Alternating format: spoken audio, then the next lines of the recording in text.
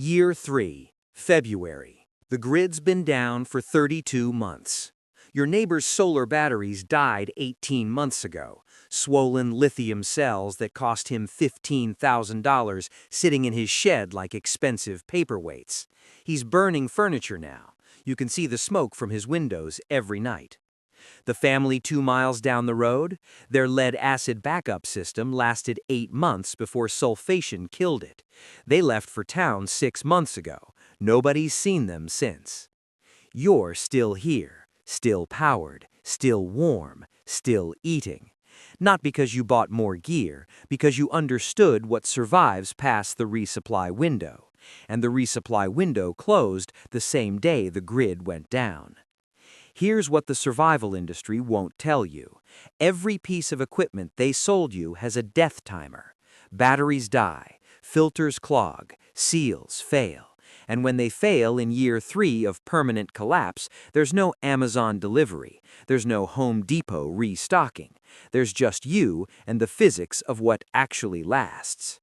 3 systems determine if you're still alive in year 5 when everyone else is dead or gone. 1. Power storage that doesn't degrade, because the battery you install in year 0 is the last battery that exists. 2. Shelter materials that don't rot, don't burn, don't fail, because you can't rebuild when the lumber yard is gone. 3. Food preservation that works without electricity, without supply chains, without replacement parts, because freeze-dried food runs out and gardens fail, and you need 40-year food security starting now. Today, you learn what survives when nothing else does.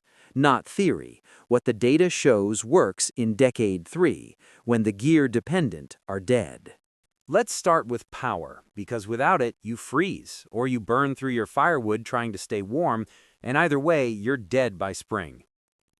Every off-grid prepper starts the same way. Solar panels, lithium battery bank, inverter, critical loads. You've seen the setups. You might have installed one yourself. Here's what happens in year 3 of permanent grid down. Your lithium batteries are dead, not degraded, dead. Extension service data from off-grid homesteaders in Idaho and Montana, the people who actually tried living off-grid long-term, shows battery failure as the primary reason for homestead abandonment in years 2 through 4. Because lithium chemistry has a death sentence built in. Inside every lithium cell, dendrites grow, microscopic metallic whiskers that extend from the negative electrode toward the positive. Every charge cycle makes them longer. Eventually, they punch through the separator membrane. Internal short circuit. Best case, the cell dies. Worst case, thermal runaway. Your battery bank becomes a magnesium flare that melts through your shed floor. But let's say you avoid the fire. You're still looking at calendar aging. Lithium cells degrade just sitting there. After 5 years of storage at room temperature, even if you never connected them, you've lost 20 to 30% capacity. And here's the collapse-relevant part. In year 3, there are no replacement batteries. The factory that made lithium cells? Closed. The supply chain that delivered them? Gone. The store that sold them? Empty or burned.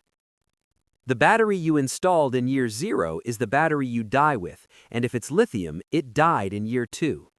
Lead acid? Worse. Sulfation kills them in 18 months to 2 years of regular deep cycling, and the sulfuric acid inside corrodes the plates, off-gases hydrogen that'll explode your shed and cracks if it freezes. Regional data from northern climates shows lead-acid battery failure rates above 80% in first winter off-grid scenarios. That's not theoretical, that's documented survival outcomes sorted by equipment choice. So what actually works past year 3? The nickel-iron battery, the Edison cell. Here's why it matters for collapse. This battery doesn't die. Edison's original cells from 1901, some of them still work. Over a century of continuous service holding 85 to 90% capacity. You can abuse it in ways that murder other chemistries. Overcharge it, it vents excess energy as gas, no fire. Drain it to 0 and leave it for months, recharge it, full capacity returns. Freeze it solid, thaw it out, it works. Leave it in a shed for 40 years? Drain the old electrolyte, rinse with distilled water, add fresh potassium hydroxide, back to 100%. This is the battery your grandchildren use, because in year 20 of collapse, this is still the battery you installed in year 0. Weight? Irrelevant. You're not running. Your battery bank sits in a bunker attached to solar panels. It never moves. The reason you don't see these in every off-grid system is business model suicide.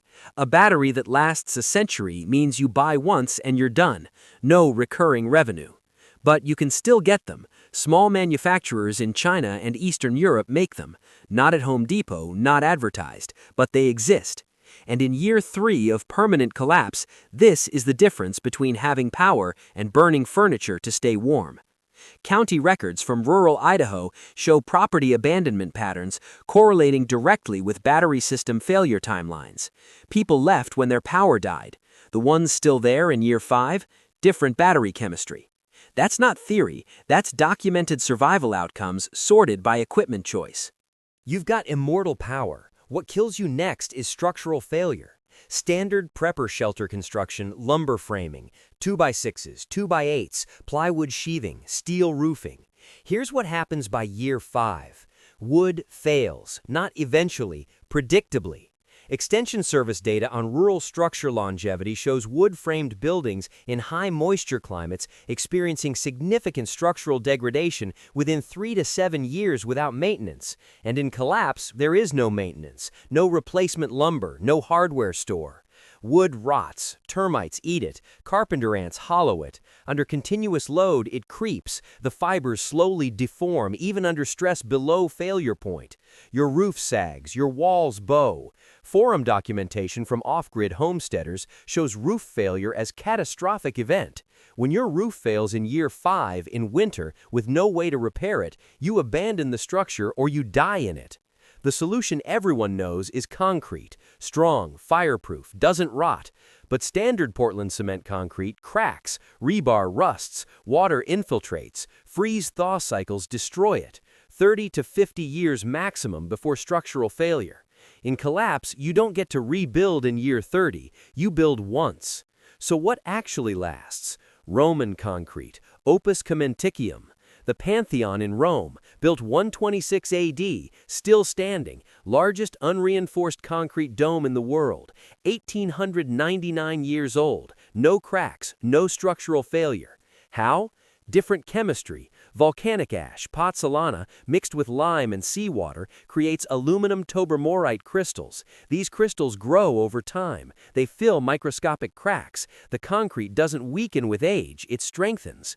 Modern Portland cement does the opposite. It cures, then slowly degrades. Roman concrete gets stronger. Marine structures still intact after 2,000 years of wave action. Modern marine concrete fails in 50 to 70 years.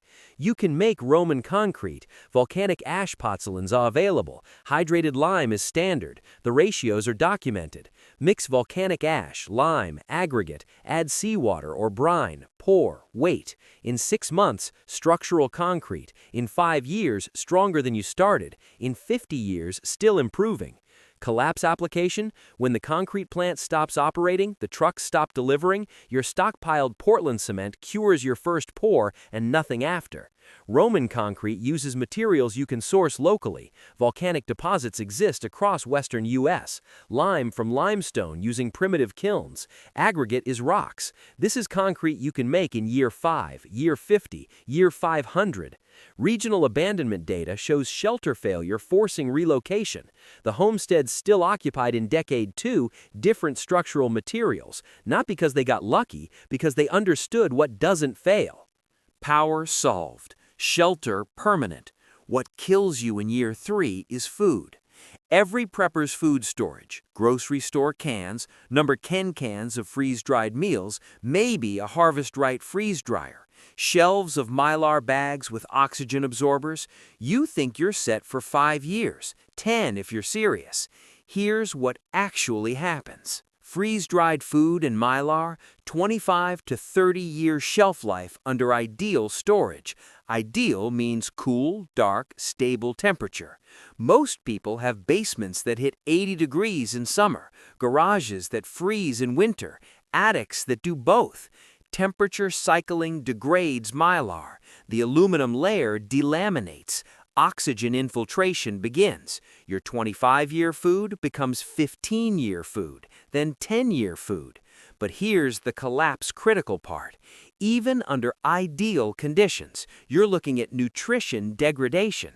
Vitamin content drops.